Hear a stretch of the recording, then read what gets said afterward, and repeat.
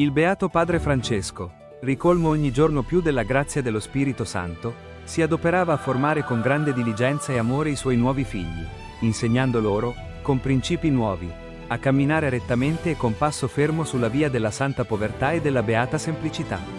Un giorno, pieno di ammirazione per la misericordia del Signore in tutti i benefici a lui elargiti, desiderava conoscere dal Signore che cosa sarebbe stato della sua vita e di quella dei suoi frati. A questo scopo si ritirò, come spesso faceva, in un luogo adatto per la preghiera. Vi rimase a lungo invocando con timore e tremore il dominatore di tutta la terra, ripensando con amarezza gli anni passati malamente e ripetendo: «O Dio, sii propizio a me peccatore». A poco si sentì inondare nell'intimo del cuore di ineffabile letizia e immensa dolcezza.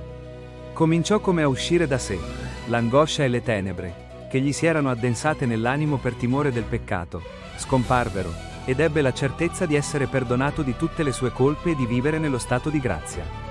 Poi, come rapito fuori di sé e trasportato in una grande luce, che dilatava lo spazio della sua mente, poté contemplare liberamente il futuro.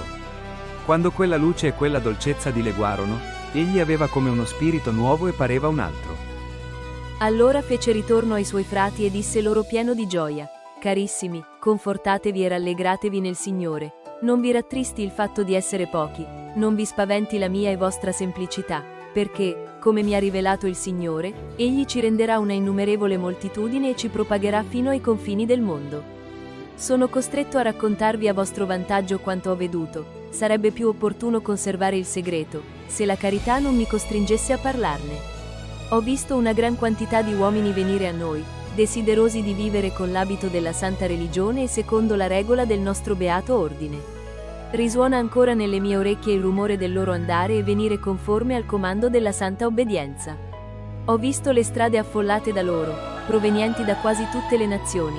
Accorrono francesi, spagnoli, tedeschi, inglesi, sopraggiunge la folla di altre varie lingue.